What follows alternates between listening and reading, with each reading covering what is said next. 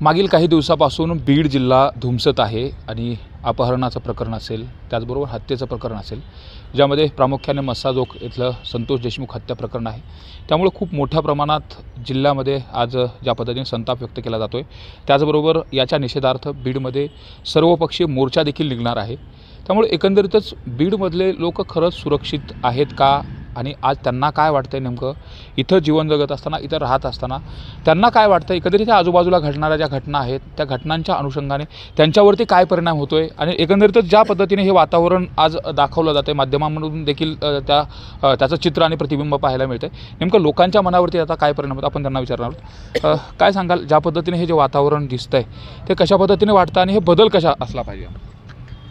सध्या समोर जे आहे वातावरण, ह्याच्यामध्ये कुठेतरी गुन्हेगारी प्रवृत्तीचे लोक आहेत मान्य, पण ज्या घटना घडल्यात ह्या जवळपास वैयक्तिक वादातून घटना घडलेल्या आहेत। त्यामुळे जिल्ह्यातली कायदा व्यवस्था बिघडली मान्य, पण ह्याला कुठंतरी राजकीय झालर किंवा राजकीय गंध किंवा वास येतो त्यात, हा स्पष्टपणे दिसून येत आहे। गुन्ह्याचा प्रकार बघितला तर गेल्या 10 महिन्यामध्ये बीड जिल्ह्यामध्ये 36 खुनाच्या घटना घडल्यात, तर खुनाच्या प्रयत्नाच्या शेकडो 150च्या पेक्षा जास्त घटना आहेत आणि गुन्हेगारीच्या ज्या घटना आहेत, दंगली वगैरे, जाळपोळी, 498 गुन्हे दाखल झालेले आहेत। हे जर एकंदरीत हे जे शासकीय आकडेवारीचं जर प्रमाण बघितलं तर अत्यंत धक्कादायक आहे। मग हे सगळं पाहिल्यानंतर त्या मारामाऱ्या, रोजच्या दंगली, गोळीबारीचे प्रकार असतील, यामुळे खरंच दैनंदिन जीवन जगत असताना काय नेमकं तुम्हाला वाटतं आणि हे खरंच हे बदललं पाहिजे का? शांतता कुठेतरी भंग होते का? ह्याला सर्व राजकीय पक्ष जिम्मेदार आहेत। जे राजकीय पक्षांनी हे जे राजकारण चालू केलं आहे, त्या राजकारणातून सर्वसामान्य माणसांना होणारा त्रास आहे। सगळे जेवढे राजकीय पक्ष आहेत, सगळेच जेवढे आहेत सत्तेत विरोधात, ह्यांनी सुरू केलेला हा जवळपास हा जनतेची काय म्हणायचं बदललं पाहिजे। जनतेला मुळात राजकीय नेत्यांनीच बदललं पाहिजे। त्यांनी कुठेतरी प्रतिक्रिया आहे जनतेसाठी काय पाहताय नेमकं? एकंदरीत हे बीड शांत आहे असं वाटतं का? आणि हे आजूबाजूची परिस्थिती पाहिल्यानंतर काय वाटतं? बीड अशांतच आहे। बीड शांत असं म्हणता येणार नाही, कारण लोकांमध्ये जी घटना झाली तिचा मेसेज वेगळा गेलेला आहे। कारण हे कुठंही घडत नाही, हे बीडमध्ये घडलं आहे आणि यामुळं नक्कीच बीड जिल्हा भयभीत झालेला आहे। आणि जो कोणी म्हणजे आत्ता हे म्हणले की राजकीय जे कोणी ह्यांना गुन्हेगारांना पाठबळ देते त्यांनाही त्यांचाही निश्चित सोक्षमोक्ष लागलं पाहिजे। मात्र पुरोगामी विचाराचा जिल्हा म्हणून ओळख होते। एकीकडं खूप मोठे याच बीड जिल्ह्यानं मोठमोठे क्लासहून अधिकारी देखील दिले, साहित्यिक दिले, विचारवंत दिले, पत्रकार देखील दिले आणि अशा जिल्ह्यामध्ये हे जे वातावरण येते हे कुठेतरी बदललं पाहिजे आणि यासाठी कुणी काय प्रयत्न केला गेला पाहिजे? यासाठी प्रशासनानेच प्रयत्न केले पाहिजेत आणि हे खरं आहे तुम्ही म्हणलात, ते पुरोगामी जिल्हा आहेच आणि राहीलच। फक्त हे अलीकडच्या काळात हे फोफावलं, ह्या गेल्या 5 वर्षाच्या काळातच हे झालं, कारण हे यापूर्वी कधीही जिल्ह्यात घडत नव्हतं। पण यासाठी निश्चितच प्रशासनानेच यात भूमिका ठोस अशी बजवायला पाहिजे। प्रशासनाने कठोर भूमिका घेतली पाहिजे। 28 तारखेला जो मोर्चा निघतो, निषेध मोर्चा, त्या मोर्चामध्ये सर्वपक्षीय संघटना वगैरे सहभागी होत आहे। नेमका तो मोर्चा तर त्या ठिकाणी निघणार आहे, मात्र जनसामान्यांमध्ये काय एकंदरीतच हे जे बीडमधली गुन्हेगारी प्रवृत्ती असेल, ज्या घटना घडत आहेत, ज्या पद्धतीने दिवसाढवळ्या घटना घडत आहेत, त्या संदर्भात काय लोकांना वाटते, लोकांच्या जनभावना काय? बीड जिल्ह्यामध्ये गेल्या 1 वर्षापासूनच तुम्ही आकडेवारी जर शासकीय जर काढली तर त्याच्यामध्ये खून किती आहेत, बलात्कार किती आहेत, त्याच्यानंतर जाळपोळ किती आहे, दंगल किती आहे किंवा अन्य सामाजिक राजकीय घटनेतून घडलेल्या घटना किती आहेत, अशा आरोपींवर FIR दाखल झाल्याच्यानंतर ते जर आरोपीच अटक केले जात नसतील तर अशी प्रकरणं बोकाळतच जाणार आहेत ना। नेमकं का होत नाही अटक? या प्रामुख्याने या गोष्टीचा विषय असा आहे की ज्यांच्यावर FIR दाखल झाली हे मोकार फिरतात आणि ह्यांना अटक होत नाही, तर ह्यांच्या जे वरदहस्त आहेत नेते लोक हे त्यांना यंत्रणेला दाबण्याचं काम करतात, म्हणून ह्यांना अटक होत नाही। आणि ह्यांना अटक होत नाही म्हणून बीड जिल्ह्यामध्ये दूषित वातावरण होऊन असंख्य गुन्हे घडण्याचं काम चालू होतं। गुन्हे घडतात हे राजकीय पुरस्कृत आहेत असं वाटतं का, किंवा याला पाठबळ दिलं जातं असं वाटतं? आता याच्यामध्ये काय राजकीय गुन्हे आहेत, काही वैयक्तिक वादातून गुन्हे आहेत, पण याच्यामध्ये खुनसी आणि जातीवादाचं वातावरण बीड जिल्ह्यामध्ये जास्त पसरण्याचं काम झालेलं आहे। तर हे जातीवाद थांबला पाहिजे, त्यावेळेसच हे गुन्हे थांबतील किंवा त्यावेळेसच बीड हे बिहार होणार नाही। वाचला आणि सर्वसामान्याला या ठिकाणी मोकळा श्वास घेण्यासाठी बीडमध्ये वातावरण म्हणजे चालू होईल. सुरक्षित वातावरण झालं पाहिजे. काय वाटतं तुम्हाला? अनेक वर्षापासून बीडमधलं राजकारण पाहिलं, समाजकारण पाहिलं, त्याचबरोबर इथला सांस्कृतिक जो वारसा आहे तो देखील तुम्हाला माहिती आहे. मात्र आत्ता कुठंतरी हे बदललं आहे का? आणि जी बीडची प्रतिमा बिहार अशी दाखवली जाते, त्या बाबतीत काय मत आहे तुमचं आणि हे बदलण्यासाठी काय केलं गेलं पाहिजे? आपल्या बीड जिल्ह्यामध्ये जी पहिलं 5-10 वर्षाच्या पूर्वी जी होतं, तर ती परिस्थिती सर्व जाती धर्माच्या लोकांनी आणि सर्व पक्षाच्या लोकांनी एकत्र बसून ही करायला पाहिजे, तरच ही कुठंतरी आळा बसन. पण हिच्यामध्ये विशेष म्हणजे काय झालेलं आहे माहिती का? जे दोषीला जी प्रशासन आहे, प्रशासन त्याच्यावर दखल घेत नाही. कुणाची तरी हस्तक्षेप असतो, दबाव असतो, ते त्यांनी प्रशासनानं कुणाचा दबाव न पडता जर ही कारवाई जर केली असती, केलं असतं, तर ही अशा घटना घडणार नाही आणि घडू बी नाही. काम होत नाही प्रशासनाचं पारदर्शक काम होत नाही. जर ती काम झालं तर असे घटना घडणार नाही. त्याला हस्तक्षेप कोण करत आहे? जी हस्तक्षेप म्हणजे ही करतात की आपले राजकीय पुढारी जे आहेत त्यांचा हस्तक्षेप असल्याशिवाय एखादीची साधी तक्रार पण घेत नाहीत. आपण पाहतोय हे सामान्यांच्या प्रतिक्रियात. काय वाटतंय? बीड शांत आहे असं वाटतंय का? तर जाळपोळीच्या, आपण मराठा आंदोलनातल्या जाळपोळीच्या घटना देखील बघितल्या, त्यानंतर ज्या पद्धतीने संतोष देशमुख हत्या प्रकरण असेल, परळीमधलं अपहरणाचं प्रकरण असेल, अनेक खून, मारामाऱ्या, दरोडे, शासकीय आकडेवारी अत्यंत धक्कादायक आहे. हे बदललं पाहिजे का? आणि ते कशा पद्धतीने बदललं पाहिजे? आता निवडणुका झाल्या, मात्र सामाजिक वातावरण तशाच पद्धतीचं आहे. नक्कीच हे बदलायला पाहिजे. परंतु आपल्या बीडमध्ये जर आपण आपलं राजकीयदृष्ट्या बघितलं तर 50% लोक हे जे राजकीय लोकांचे जे हस्तक आहेत ते गुन्हेगारी प्रवृत्तीतलेच आहेत. जे कार्यकर्ते आहेत ते भूमाफिया, गुटखा माफिया, वाळू माफिया, हे असे सुपारी किलर कार्यकर्ते आहेत. त्यांचे जर बॅकग्राऊंड जर बघितले तर त्यांच्या 100% एकदम गंभीर गुन्ह्याचे हे कार्यकर्ते असतात आणि ते कार्यकर्ते म्हणून राजकीयांचे हस्तक आहेत आणि राजकीयांचा त्यांना वरद असते. अशा परिस्थितीमधून जे गुन्हे घडतात ते राजकीय ह्याच्यातूनच घडल्या जातात. एक टार्गेट केलं जातं आणि ते टार्गेट करून आपले जे 2 नंबरचे जे धंदे आहेत, म्हणजे आता तुम्ही जमिनी खाली करण्यासाठी बी राजकीय हस्तकच आहेत जे गुन्हेगारी प्रवृत्तीचे. गुटखा माफियामध्ये, वाळू माफियामध्ये या सगळ्या ज्या गुन्ह्याचे प्रकार आहेत ह्याला राजकीय लागेबांधे आहेत. तर मग मला थेट प्रश्न विचारायचा आहे की बीड जिल्ह्याचं जे सौहार्द होतं पहिलं, जी सांस्कृतिक एकता होती, ज्या पद्धतीने इथलं शांतता होती, पुरोगामित्व होतं, हे बिघडवण्याचं काम नेमकं केलं आहे कोणी? राजकीय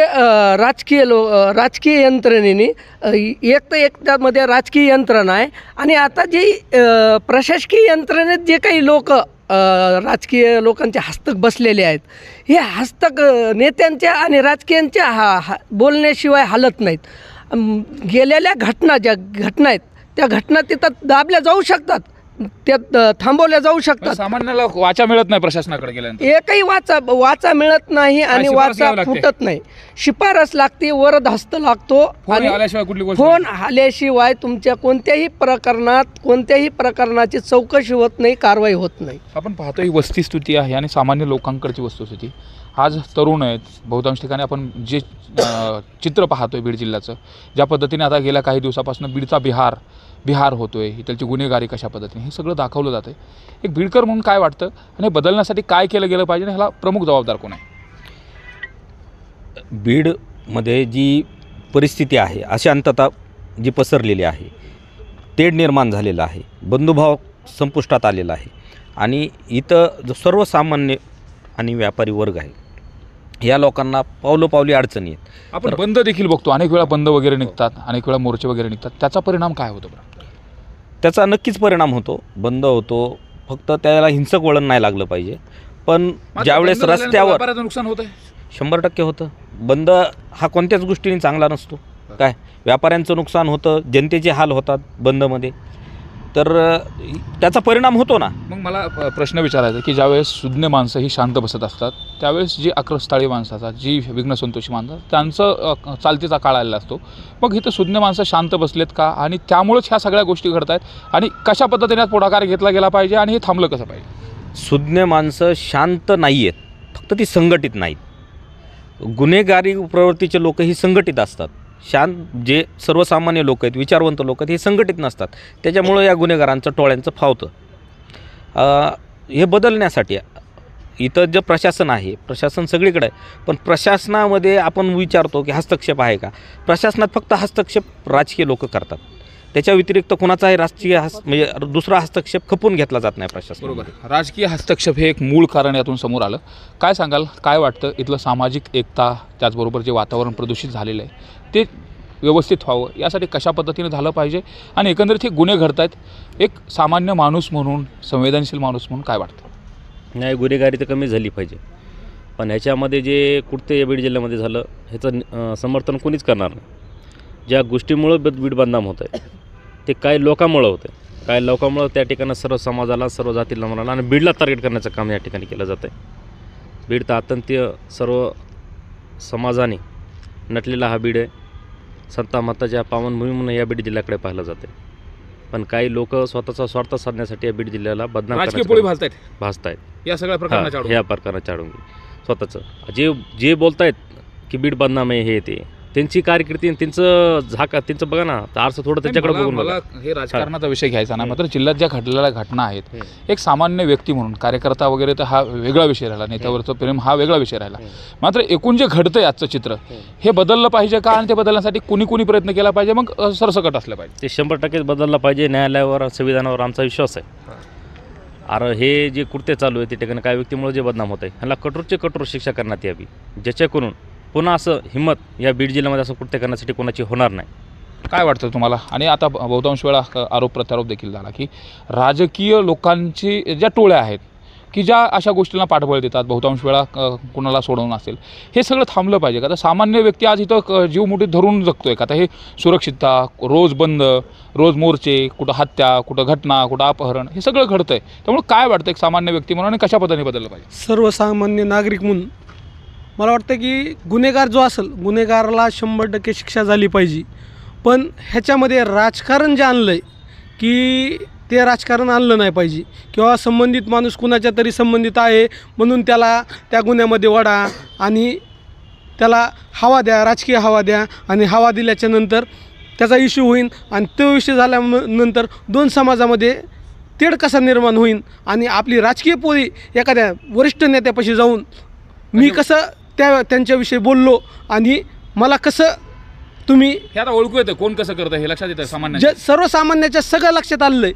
फक्त आणि फक्त वेळ सध्या त्यांची आहे, पुढच्याची वेळ नाही, म्हणून ते सध्या त्या पद्धतीमध्ये ट्रीट करतात. एकच बघतोय आपण, विरोधी पक्ष असेल, सत्ताधारी पक्ष असेल, राजकारण करतो, प्रत्येक गोष्टीचं घटनेचं राजकारण होतं, मात्र या राजकारणामध्ये सामान्य व्यक्ती हा भरडला जातो. इथली जी बीडचं जी शांतता आहे, ज्या पद्धतीने हे सगळं काही दाखवलं जातं आहे, हे थांबवण्यासाठी नेत्यांना सुद्धा काय केलं पाहिजे, काय अपेक्षा तुमच्या? हे बघा, गुन्हेगारीचं कुणी समर्थन करणार नाही. प्रचंड जो गुन्हा घडला आहे तो अतिरेकीसुद्धा असं करणार नाहीत, आणि ज्या पद्धतीने ते मारेकऱ्यांनी त्यांना मारलं आहे त्याची कुणी कल्पनाही करणार नाही. त्याच्यामुळं सामान्य माणसाला त्याच्याविषयी चीड निर्माण झालेलीच आहे, ती होणं स्वाभाविकच आहे. त्या निष्पाप माणसाचा जे असं बळी गेलेलं आहे ते काही येणार नाही, परंतु आता त्याच्यावर जर कुणी राजकारण करत असेल तर ते काय, ते पण चुकीचं आहे. न्याय मिळाला पाहिजे, त्या कुटुंबाला न्याय मिळाला पाहिजे, आणि पोलीस प्रशासनाचा प्रचंड अशा व्यक्तीवर धाक असला पाहिजे. आता धाक आहे का असं वाटतंय बीड जिल्ह्यात? नवीन SP आले तर आपण त्यांच्याकडून या अगोदर तर खोटेच गुन्हे दाखल झालेले आहेत ना. धाक नाही राहिला पोलिसांचा कुठं अगोदर दाखवता? कोण महाराष्ट्र शासनाच्या एवढ्या मोठ्या महसूल बुडतोय, एवढा मोठा गुटख्याचा महसूल महाराष्ट्र शासनाला दररोज हजारो कोटी येत होता. सरास गुटखा चालू आहे, त्याचे हप्ते कोण गोळा करतो? वाळू महाग काय? अवैध धंदे खूप मोठे. वाळू महाग काय? अवैध धंदे बोकाळलेत. वाळू महाग काय? पोलिसामुळे वाळू महाग आहे. गुटखा महाग काय? पोलिसामुळे. बाकी हे नाही का मिळत, म्हणून नवीन दबाव आहे म्हणतात राजकीय दृष्ट्या, आणि त्यांना वापरून घेतलं जातं असं देखील आरोप होतो. त्यांनी कुणाचा दबाव वापरून घेऊ नये असे सर्वसामान्याची इच्छा आहे की निपक्षपाती पद्धतीने चाललं पाहिजे. निपक्ष पद्धतीने गुन्ह्यामध्ये जे आरोपी असतील ते ताबडतोब पकडले पाहिजेत, आणि परत असे गुन्हे घडू नये. त्यांना काय आव्हान असेल? नेत्यांनी ह्याच्यामध्ये कसलंही राजकारण न करता गुन्हेगाराला पकडणे, आणि गुन्हेगाराची जात पात धर्म गुन्हेगाराला नसतो, एवढंच आमची अपेक्षा. काय नेत्याकडून अपेक्षा असेल या जिल्ह्यामध्ये? अपेक्षा काय नेत्याकडून? या जिल्ह्याचं पूर्व वैभव जे आहे ते मिळून काय अपेक्षा? इथल्या राजकीय नेत्यांनी निपक्षपाती या प्रकरणामध्ये चौकशी करण्यासाठी प्रयत्न करावेत आणि त्या कुटुंबाला न्याय देण्यासाठी त्यांनी प्रयत्न काय करावे. राजकीय नेत्याकडून काय अपेक्षा असेल आणि हे जे सगळे थांबवण्यासाठी राजकीय नेत्यांनी पुढाकार घेतला पाहिजे का आणि तो कसा घेतला पाहिजे? सर्व राजकीय नेत्यांनी हे थांबवण्यासाठी पुढाकार घेतला पाहिजे आणि पोळी सर्व भाजणारे नेते काय? पोळी भाजणाऱ्या नेत्यांनी सुद्धा पोळी भाजली नाही पाहिजे. हां. आणि सर्व नेत्यांनी यंत्रणेला कुठलाही दबाव न टाकता निपक्षपातीपणे कारवाई तुम्ही करा असं त्यांना मोकळी दिली पाहिजे. असं स्वार्थासाठी समाजाला वेठीस धरलं जाते. यस, खरं आहे. हे स्वार्थासाठी समाजाला बी वेटीस धरल्या जाते आणि गुन्हेगाराला बी पाठबळ दिलं जातं. पाठबळ दिल्या जात आहे. हे थांबलं पाहिजे. 100% थांबलं पाहिजे. आपण पाहतोय एकंदरीतच हे बीडमधील काही सामान्य नागरिक, त्याचबरोबर सामाजिक कार्यकर्ते, चळवळीमध्ये काम करणारे कार्यकर्ते यांच्याकडून जी बीडची परिस्थिती आहे आणि एकंदरीत जे वातावरण आज आहे, बीडचं बिहार झालं आहे असं ज्या पद्धतीने हे गुन्हे समोर येत आहेत आणि त्यातून जे दाखवलं जातं, जे चित्र समोर येत आहे, त्यावरती आता या सामान्य लोकांच्या प्रतिक्रिया आहे. तुमचं राजकारण चुलीत गेलं, मात्र बीडचं जे काही इथलचं सामाजिक स्वास्थ्य आहे हे अबाधित राहिलं पाहिजे. जातीवादाच्या नावाने जे कोणी पोळ्या भाजणारे नेते असतील त्यांनीसुद्धा हे समजून घेतलं पाहिजे की समाजाला कळत नाही असं समजू नका. एखादी गोष्ट घडली असेल, घटना घडत असेल तर त्यामध्ये जो कोणी दोषी असेल, जो कोणी आरोपी असेल त्याला कठोर शासन झालंच पाहिजे, त्याला पाठीशी नाही घातलं पाहिजे. आणि विशेष म्हणजे प्रशासनामध्ये ज्या पद्धतीने इथं हस्तक्षेप केला जातो, राजकीय टोळ्या ज्या पद्धतीने इथं राबवल्या जातात, या सगळ्या थांबल्या पाहिजे.